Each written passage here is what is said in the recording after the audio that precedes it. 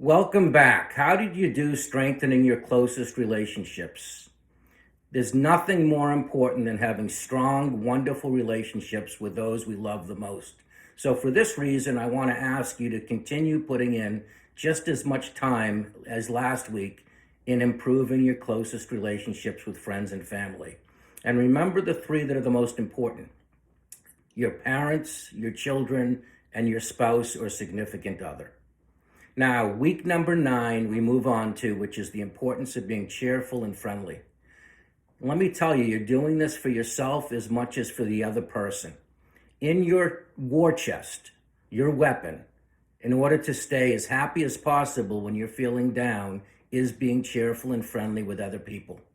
And when you show simple human kindness to other people, it will really make them feel great too. You've got to understand that we all walk around with heavy burdens each day. You'll never know what those burdens are with the other person. Perhaps the person at the checkout line behind you at the grocery store just found out that her 5-year-old daughter has cancer. Or she just found out that her husband lost his job and she has no idea how she's going to put food on the table in the future or keep the lights on at home. You can't magically take away her anguish, fear, desperation, but you can be what I call a lamplighter. Someone who goes along their day simply lighting people up, making life a little bit easier with a big smile and a big hello. And you'll find that when you make a difference in other people's lives, as I've said, it really makes you feel great as well. Simply starting with a big smile and a big hello is the way to go with anybody that you meet this week. I know it will seem uncomfortable because you haven't done it in the past, but we're going to work on that as well. The other thing that you should realize is that when you're real friendly with someone else, it can have a real trickle-down effect. So for example, let's say that you see that the person who's checking you out at the market, his name is Bob. People love it when you mention their name. So say, Bob, I want to thank you. You did such a fantastic job checking me out. High five. Great job. Now you've put Bob in a good frame of mind, and he's now nicer and even happier with the people that he's checking out. And one of those people happens to be Bill.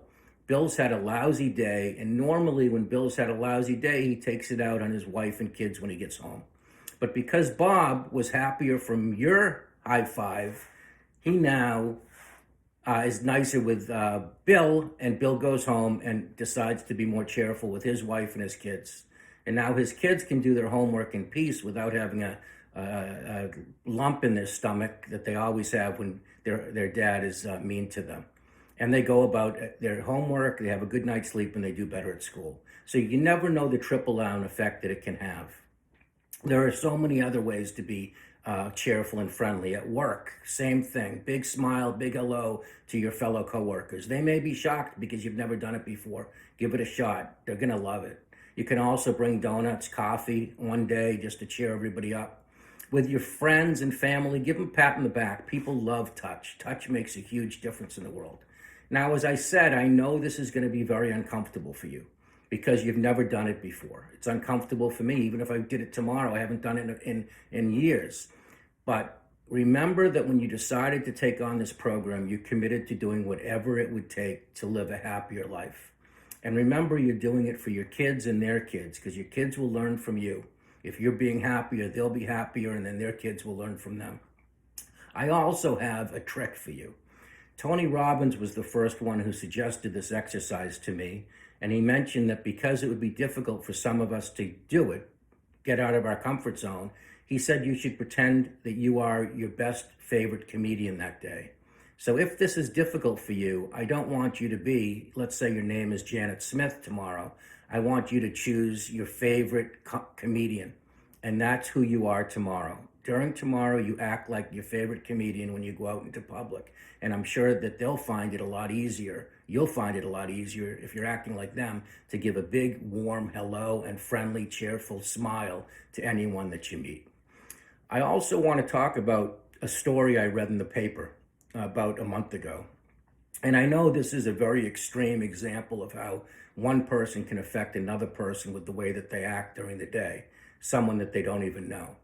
There was a young man in his 20s who tried to commit suicide. He jumped off a bridge and miraculously he lived. And when the psychiatrist asked him, "Why did you jump?" he said, "Well, obviously I jumped because I was miserable and I didn't want to live. But the truth is, I was on the bus heading to the bridge to jump, and I thought of my family. And I said, I'll give it one last chance not to jump.